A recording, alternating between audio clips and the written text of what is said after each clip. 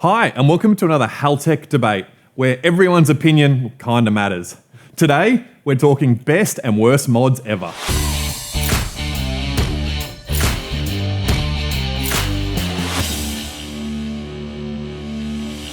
As I said, today's topic is the best and worst mods that you've done to your new car, your old car, your retro car, and we've all done it. We've all done something to our cars that we regret. We've all done something that's been awesome value for money. So today, we're gonna go through some of those things and help you either make the mistakes or don't make the mistakes that we did.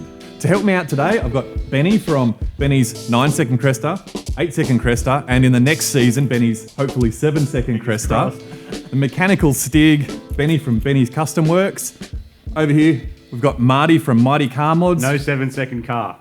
Not yet. Yeah, one day maybe. That could be one of your best or worst mods. All right, Marty, so starting with you, you've built a heap of cars.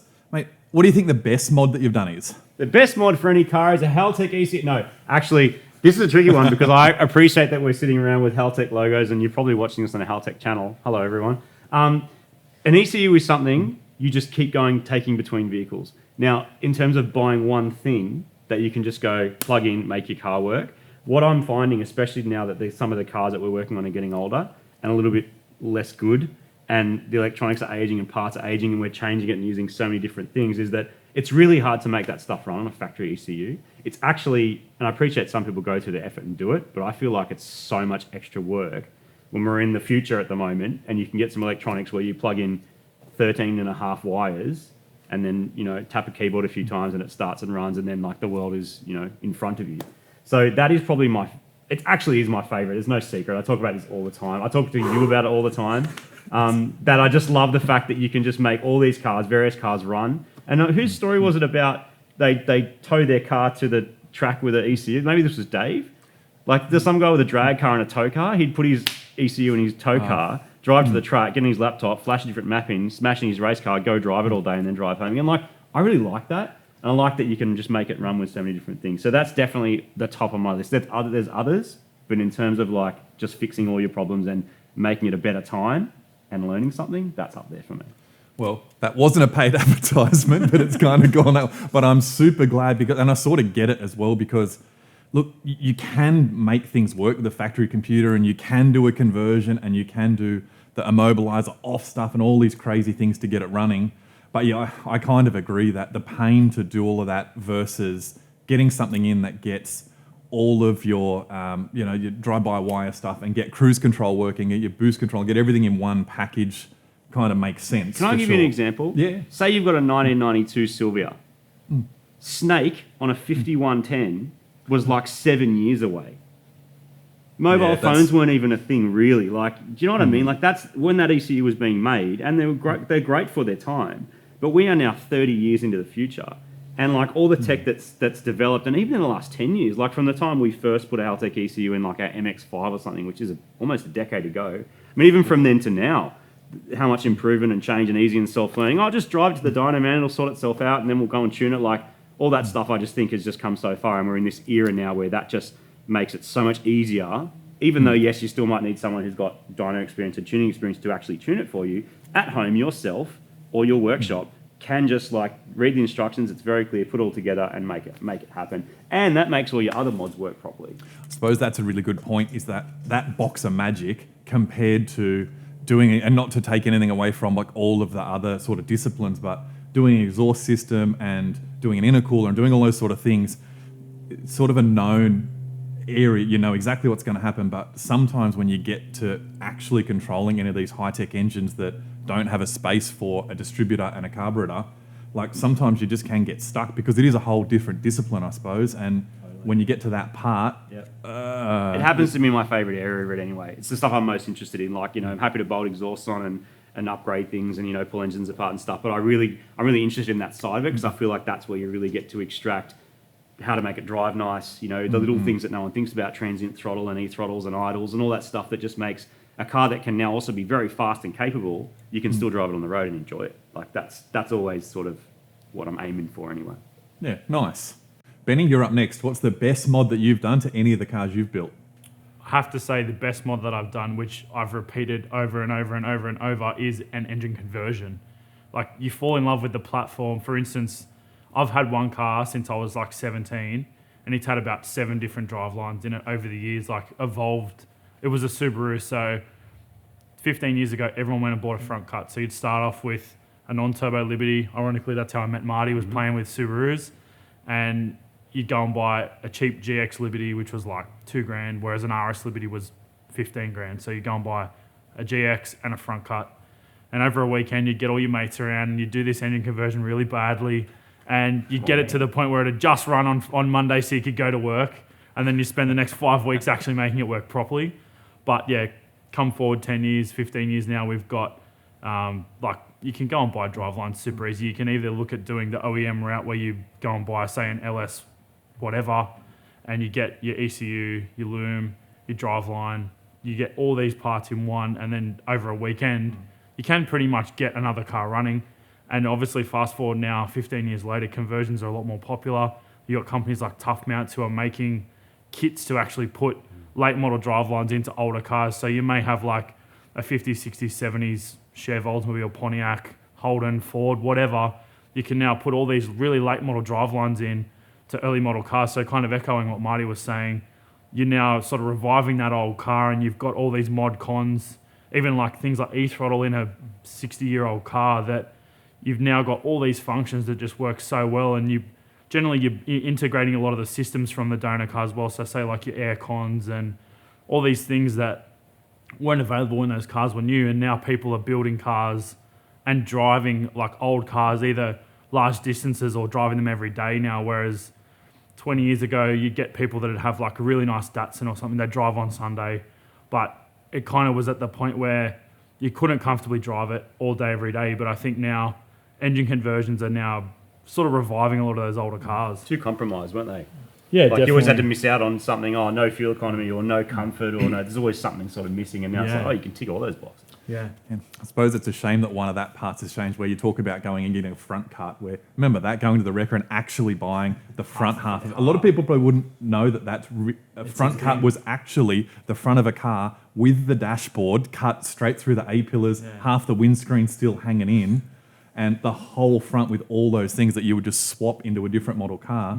That's still around? Like, can you get something like that anywhere? There's still a couple of importers in Sydney, but like when front cuts were like the hot sauce and everyone was doing it, there's probably 40 importers in Sydney. And now I'd say there's really like the OGs like Triple S Automotive. They're probably the only ones in Sydney that you can still walk into and see front cuts on the shelf. Like, there's still guys bringing transmissions and engines and driveline parts in, but a lot of people have shifted to bringing engines in just because you can get so many more in a container. It's more cost effective on the freight.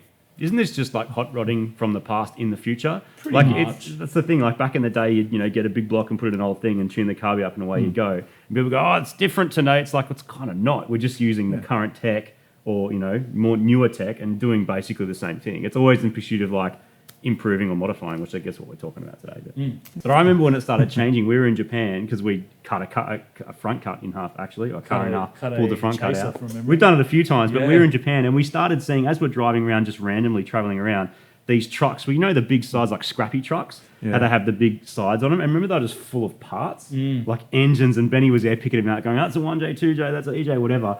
And they were going off to all corners of the world. Like, there'd be guys hanging out of the cars who, like, some guys from Eastern Europe, like, just everywhere. Yeah. And this stuff is just getting broadcast from, one country to another. And it's this massive trade that's just going on all the time. I guess for me, one of the best sort of mods that I've done the engine conversion stuff, done obviously all of the ECU stuff. I always delved into that first. So I think that I've always found that for me, the best mod has been to actually make the car stop and drive well. And by that, I mean a well-sorted suspension package, not with chopped springs, not with mismatched shocks and all this sort of stuff. What are you talking about? It did happen because you'd get the suspension from the front cut so often. And Sunday Arvo, man, angle grinder. Just get it done. Whereas I really appreciate now having a really nice suspension set up so that when you drive the car, you can smash over speed humps and you can drive it a bit on the dirt and you can drive it through car parks and it doesn't smash your teeth out, as well as turning into a corner and having the nice bump steer and having all of those ratios set up really, really well. So for me, getting the car to drive really nicely first and getting an old car to drive like a new factory sort of style feeling car. For me, that's one of the best mods because then from there, it's effortless to drive and then you can start winding heaps more boost into it. And there's plenty of science to that too. Like we're talking, ECUs and all this like techie stuff. People also overlook and go, oh, just smash this particular brand in or this particular thing works. It's like, it doesn't always. Actually thinking about how you use the car seems to make such a big difference, like just putting the right weight springs in. And I suppose, remembering that we're experts in each particular field. I'm not an expert in this field. So, experienced. Whereas there's a whole new thing in the whole suspension setup that's a whole nother field that is just as techie as the computer part and as the engine building part and everything else. So yeah, there's a lot to learn in that corner to make something drive amazing. Yeah, I've definitely seen people go, oh, you want to get this spring rate for that car.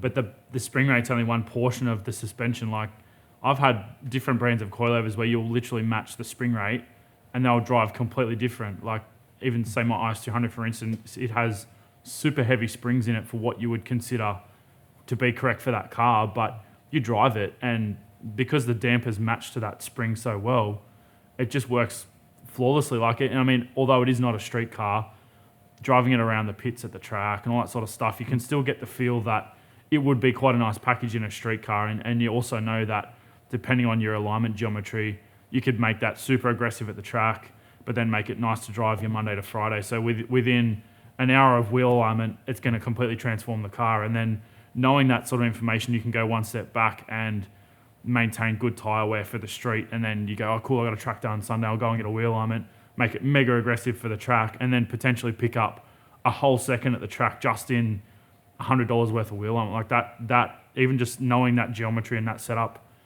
that is probably one of the best bang for buck things as well. Like you've got the hardware there, make the use of the hardware rather than just going, I'm going to go and spend 40 grand on miscellaneous suspension company catalog. Whereas you could go and spend $2,000 and actually know what you're doing with that $2,000 and make the car handle, turn, stop, get off the line. Even like there's so much wizardry in suspension setup.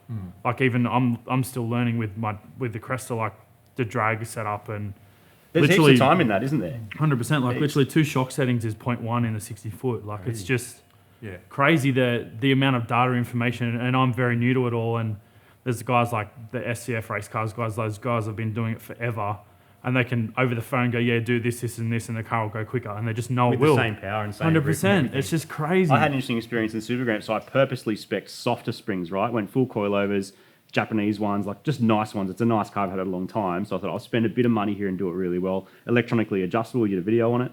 And I purposely spec'd softer springs so I wouldn't hate it on the road because yes, it might go to the track. Yes, it might go to the drags, but on the road is where I want to be.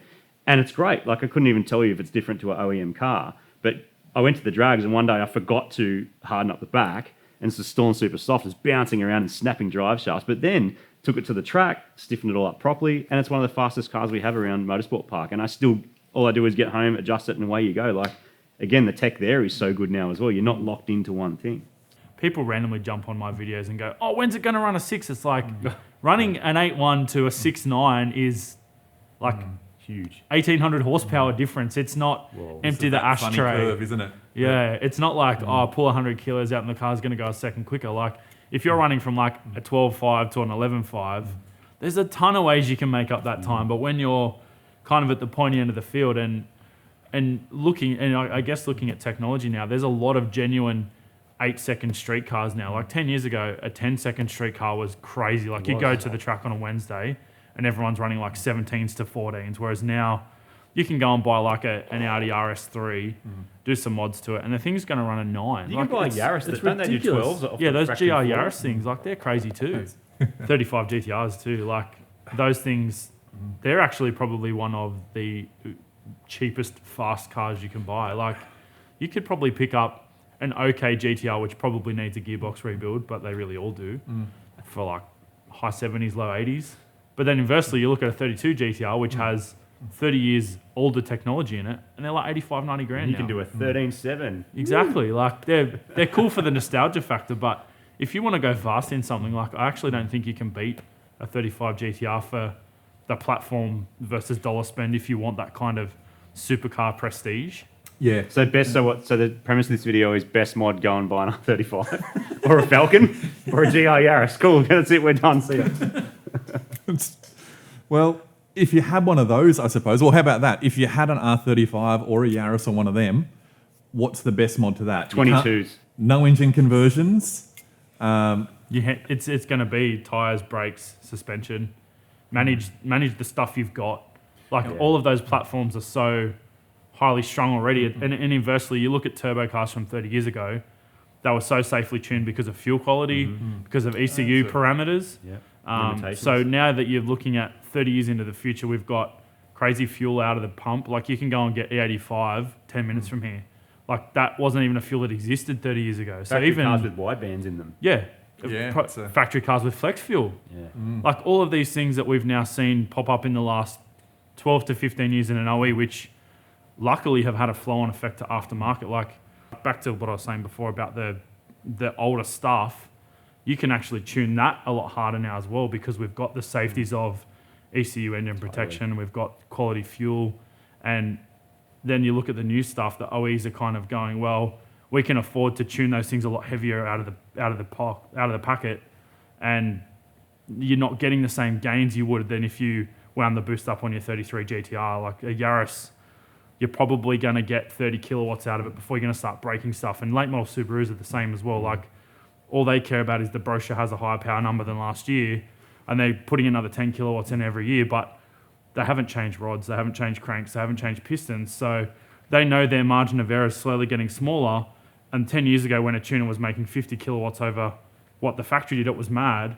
But now you're making 15 kilowatts over what the factory did because stuff's breaking at that same threshold, but you had a smaller window now. It's an interesting thing, I suppose, because as the technology has gotten better for us in the tuning world, remembering that back in the day when they were designing all those engines in the 70s and 80s and 90s, that all of that computer-aided design stuff was so different then that put heaps of meat in them, make them thick, make them big, make them not break.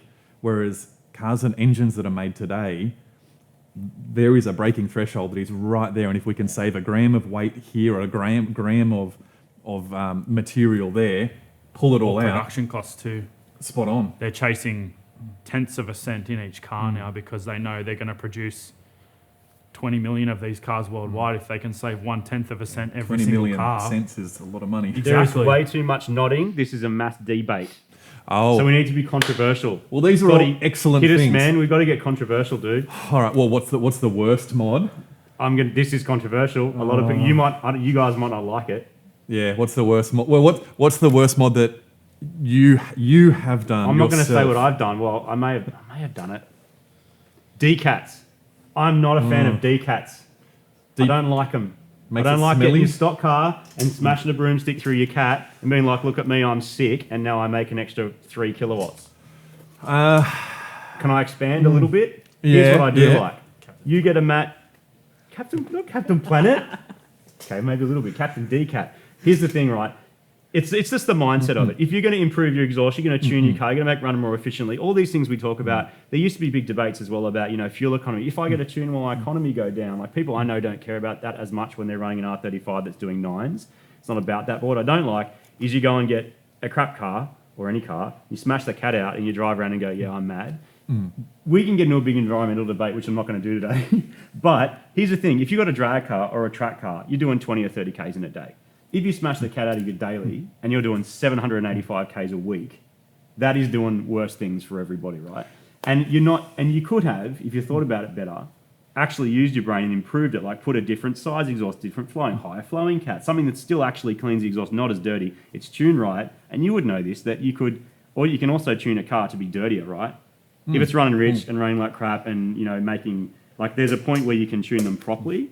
And I don't think you have to necessarily get rid of the stuff that's cleaning what's coming out of the tailpipe just for pure laziness. I feel like D-Cats are lazy mods, man.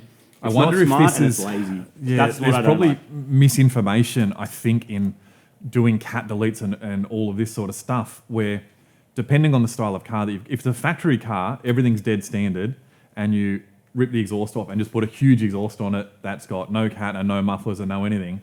It's not going to go much better anyway. Probably going to actually go slower. Sometimes, yeah. It might. So punching cats out and doing that sort of stuff on a factory car with a factory exhaust system, they don't actually impede flow. As soon as you've gone for a bigger engine, more boost, all of the stuff, and it actually becomes restrictive, well, you can do catback stuff, or you can do, like you said, you just put a high flow cat in it. One of the things on that a side effect of doing that, even if it picked up a very marginal amount of power, just the simple smell of it. Yeah. If you're doing that and then going and parking that car in your underground car park or in your mum's garage or wherever it's going to be and leave it sitting there idling, the catalytic converter's job is to convert those gases so that you don't get that horrible smell.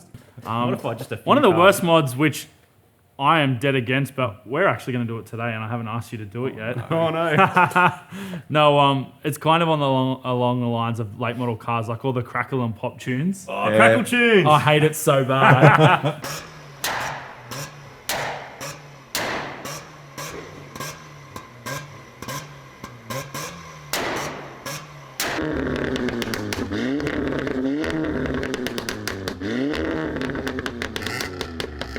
All right, that's good.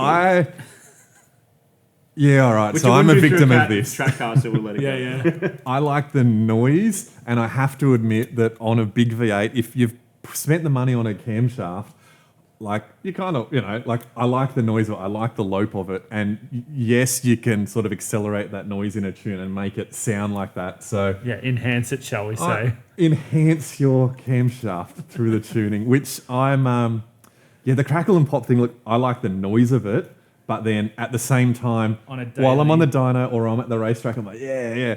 But then when an Audi comes past on the highway on the way home from traffic and you're like, dude, like surely that's enough now. Like, Yeah, or you're sitting in the CBD and there's like 35 Focus RSs, Audi S3s, Audi A3s, Golfs. Imagine the the ratio of how much time Lambos spend in first gear and the Crackle tune on compared to actually driving. Oh man, because you do the run past the cafe with your Crackle tune in first gear. How many cars have you Crackle tuned, mate? Time for the none. full No, I've never controversy. done it. No.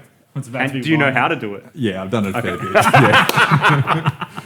Because it's that's in your race car, if that's what you're costs after, extra, and that's right? the noise.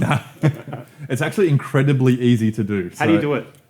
So this is a zero demand table. So basically, if you've got high RPM, if you're fully off the throttle, it'll go into a different ignition table.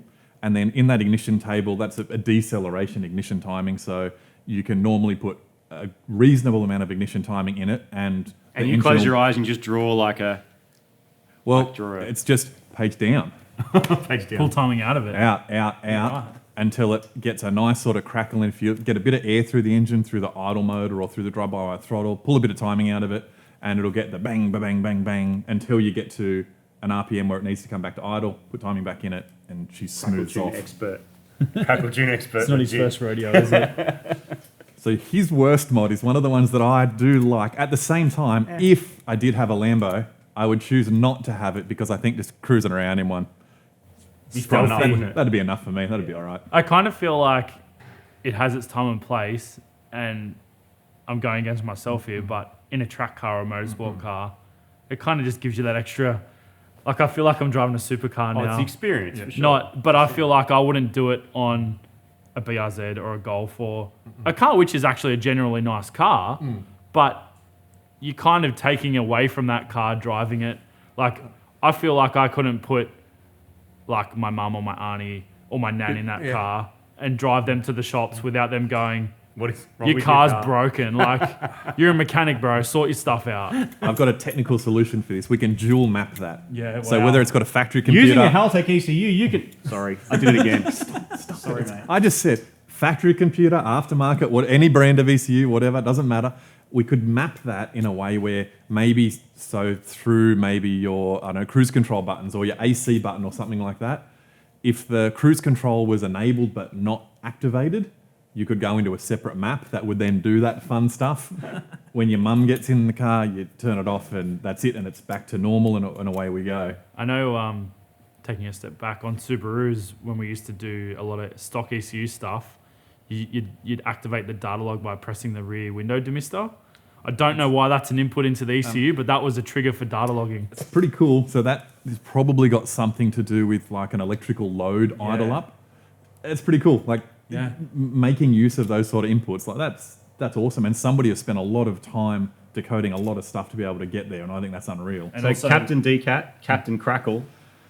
Well, mine are a little bit different to this. So mine, I remember a lot of the cars that I thought I was doing a good thing when I was sort of building them as I was sort of growing up and going through stuff. So some of the first funny ones I remember are things like putting the wiper in the middle, like a car with two wipers, I remember that. changing back to one wiper. N13 Pulsar. Really? Yeah. TX3 I had lasers, that, Cordias, and that was like in the Did it rain. just wipe half your windscreen? Just did half of the windscreen. But it was because at the time, all the track cars had, like all the Euro cars had one wiper. And that was it. So if you saw another car coming that had the wiper up in the middle of a sunny summer's You guys day are in legit. Sydney, You put your wiper High on. fiving out the window. killing it, that was it. Is that it? Is that your worst mod? Well, there was stuff like Dude, keep going. This is mad. there was things like I'm reminiscing there here. was things like taking the whole dash out of your car only to take it to your local panel shop and get it painted in the two-pack colour, Same colour as the car. which seems like an awesome idea because colour coding and matching is lovely. But then you put the dash back in the car. You know what happens the next sunny day? You're blinded. Can't see shit out the window because there's just so much Glossy. glare. So don't do that. That was also not a good mod at all. Things like, my neighbours must have hated me, I think, when we were growing up. Yeah, But it's part of being a car person. having things like little four-cylinder, like automatic cars. So, and I had a lot of in-between cars because all of the real car was off the road. So I'd go and get a second car to just drive around day to day. That would end up getting modded as well. So I'd end up with like an old little carbureted auto laser or Chino Astro, or just something. whatever it was that I could buy that week to get to work for the next week. It would end up with an exhaust on it, and this is probably a pre-cat car, so that was lucky. And then otherwise you'd be done.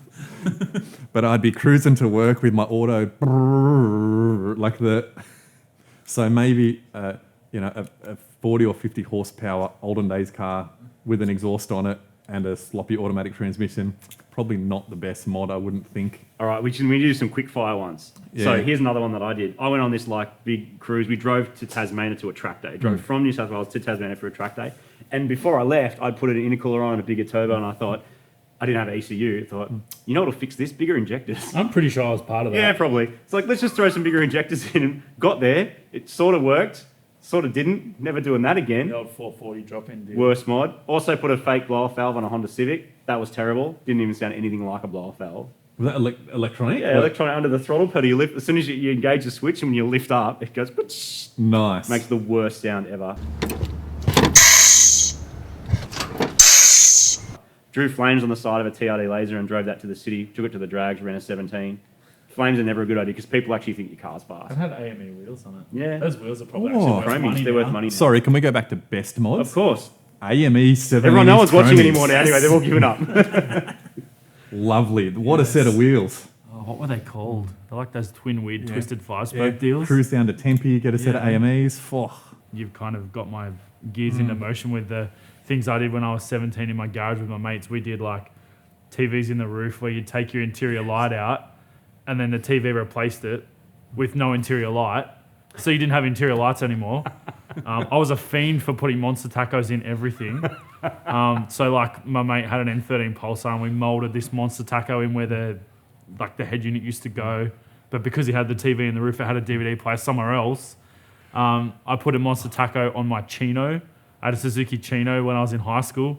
And to be cool, I mounted it to the door. So when you open the door, the tacho stayed on the door. You know what? Best or worst, I'm not sure. Doesn't matter anymore. nah. Clarify It doesn't that. matter anymore. They're both. I used to have a Tiger Mica Mitsubishi Cordia course you back did. in the day, which at the time that was the Hackett got the colour. Yeah. Yeah. Shout out to Roger. And Roger Court, yeah. And it had three, well, I think they were auto gauges Yes. or whatever the other brand, not the auto meter, but they had three of the gauges in chrome On the cups bonnet? on the bonnet, Oh. and the bonnet used to lift the wrong way, so It's that like an then E30. it would have all the capillary style mechanical hoses so the that would hose go would have been like 10 all the kilometers way down long. and around. And I still remember hunting around to try and get those really long capillary lines because whatever got supplied was always too short. Yeah. So gauges on the bonnet. There's probably a time and a place, probably not for a Cordia, but it's, it's a bit of a muscle car thing. So that's good and a bad one, I guess. Checker plate floor mats. That punch checker plate. steel that people used to put in their front bar and in the bonnet vents and stuff. Most of my This is like peak auto salon. Most of my failed mods involve painting really badly. So like I'd be like, I'm pretty going good to at it paint. now. Yeah, but it took a long time. I'd be driving around in cars that were supposed to be one tone, but ended up 3-tone, just because I didn't know how to paint very well. Like it's a cold day, 10 degrees. You can paint a 10-degree day. Psh, oh, Maybe why you doesn't it can't. look very good? Why does it look like Velcro? At least blind people could see your paint job. Yeah, but I still like that it at least was different shades of the same colour. Yeah. The spectrum was the same. Yeah. What you just said before about cutting holes in the mesh and all that stuff. Fast and Furious 1, when everybody had the Supra hole in the bonnet Yeah. with the mesh that you would get from Super Jeep, Yeah, that SAS mesh or the Auto Technica. Pretty much anything that Auto Technica made. the chrome stripping around Yeah. the outs, the plastic chrome The stripping. gear knobs, like the anodized blue gear knobs and the steering wheels. What and- about cold air intakes that suck water? They're the best. the old Get the Silver cold Straw. air. No, but you got to get the PVC pipe from the hardware Yeah. shop and like 90 run it mil. down right to the bottom, and then as soon as you go through a puddle, Guilty. it's all over. You've done it? I didn't suck yeah. water, but I had a very low intake on one of my cars. Sounded sick. Yeah. Those pipes. Toot, toot, toot, toot, toot. Yeah. Well, what about that? Flipping around the other way. So we've taught all the mechanical mods, all of that sort of stuff. Did you guys ever do stereos? Oh, Dude, did we do man. stereos? That was the beginning. I had That's how amps it in the roof started. of my Gen 1. Oh my god, I remember. I that. mounted amps in the roof. I had a TX3 laser that had a sub box mounted like between the rear sort of suspension pickup points, Yeah. and it had the Ford sort of thing like the emblem. with a Did it light up? jigsaw lit up with perspex Yes. behind it. Oh, that's so cool. And you know what? Lately, I have been revisiting that because in my current car, which is a Isuzu D-Max at the moment, so that's very, not too pretty cool, performance man. orientated. It's pretty cool. But I have been investigating how to get another sub sort of package behind the rear seats because I do miss the good quality At sound. one point, you I know? just started adding speakers. Just I'm like, to- this will sound sick, and just add more. What's your qualification again? Audio engineer. That's like literally the only qualification I have. Is a bit of paper that says I know about sound. But I started adding speakers. It actually sounded okay. How many did you get up to? I don't know. It was like 16. Were they like But series not or like- parallel or amps or Both, all. just all the all? above. Just all? All I know is anyone sitting in the back seat would always like hurt their toes speakers. because they'd kick amps and kick stuff. It's so uncomfortable. The compromises you made. But how good was the Fast and Furious soundtrack for testing it? Yes. And this was the era, man. Sorry to anyone who's older or younger than us, but yeah, that's kind of what it was. I won the Too Fast, Too Furious soundtrack off a radio station. It was the first CD I ever won. Did you call up with like a... No, it was some sort of like quiz or 5110. something, I think. Oh, Snake. Yeah. So we were doing a fuel filter on my mate's RS Liberty Turbo, and someone else had done the stereo. I wasn't responsible for this particular car fire, but we were doing the fuel filter, and I pulled the hose off. And as I pulled the hose off, it broke the fuse holder. You know those clear ones that used to go brittle when you look at them too hard? And the thing exploded and shorted to ground, and just the engine bay is on fire. So I ran down the driveway, and they've all assumed I'm running away. But so where my mum and dad used to live, you'd park the cars out the back, and then you could also park out the front. So I moved the car out the front, and I knew my car had a fire extinguisher in it. So I ran out the front, and everyone thought I've just legged it. And they got a garden hose trying to put a fuel fire out. And by the time I got back, the fire was up the windscreen. Luckily, I put it out with the fire extinguisher I run for, but that is another like be careful moment. Like high current cables with fuel systems don't work. And make sure you have a battery ground too, because choke cables, remember the old choke cable ground? Yeah. That was a thing. So many people, you'd leave the main battery ground to the engine off, and old carby cars, the choke cable became You give it a crank and it just glows red. Yeah, but it also was a good heater if your heater didn't work. I've seen a car once before. I've actually seen it on a similar thing. I've seen a drag car before that was an east-west style engine that had a maybe a -3 or -4 braided line out the front of the car that was resting on the rad support at the front. This 1,000 horsepower. I won't say what it was, but cranking. I was watching him crank it, I'm thinking there's smoke or there's something that's not quite right here. and that oil Just grounding feed through line that oil line. was just bright red, and it was grounding through the oil feed line. All right, I'm sure we can go down this rabbit hole forever because we've done a million cars, got a million stories. many I'm going to wrap it things. up, but right now, best mod at the moment. What's your flavour of the month? What's the thing that you love doing to your current cars Oh, right it's now? the best and worst mod. It's LS swaps, man. You stole my thing. Don't know, I didn't need to because everyone knows it's true. It's the best and worst. That could just summarize this whole video. We should cut everything out and just go, the best and worst mod is LS swaps. It's the best because you'll probably really enjoy driving it. It's the worst because the internet will tell you it sucks. Benny? E85. That's good. Also E85 is like Jungle juice. free power. If you're already tuning your performance car, E85. And one step back from that, flex tuning. Because you can have a car that you can daily, so you can go 98, cruise around, whatever, go to the track, E85, 40 kilowatts for free.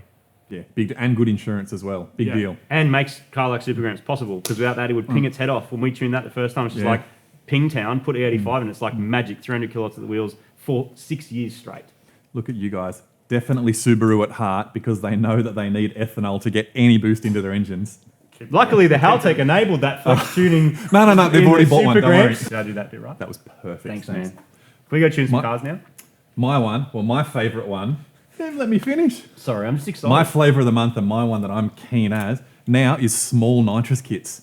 Ooh. 50 horsepower, 75 horsepower kits on just about anything. At the moment, I just can't get enough of it. Is that Really? only to bring your turbo on? Because that's the Yes. flavour of the month at the track. Is it? Everyone's got a 100 kilowatt nitrous system, and it's only to bring the turbo on. Mine's only to bring the turbo on and then only to make more power at the top end of the track as well. Yeah. So everywhere. As much as you can have it on, have it on. Guys, it's been an absolute pleasure having you in. Thanks so much for taking the time to come and chat with me and just have a bit of a chat about old times. You've kind of left me in a funny place here because, Because you want to go buy a Cordia now. well, You do. I'm not I'll get sure. a marketplace for you. I love this job. That's normally Tuesday. Oh, yeah. I'll look it it's up. the taste. I don't know if I've got good taste or bad taste. Who 'cause cares? I agree with half of the stuff. I don't. Well, you know what? I agree with most of the bad mod stuff. So, I love So it. we're going to do a Cordia with 16 speakers, flex fuel, and an LS swap. Oh, Oh my God! Stop it. Let's And a go. nitrous kit. And And bring the turbo nitrous. on. guys, it's been a pleasure. Thanks, Scotty. Thanks very much for coming. Thanks to you guys for watching, and we'll catch you next time.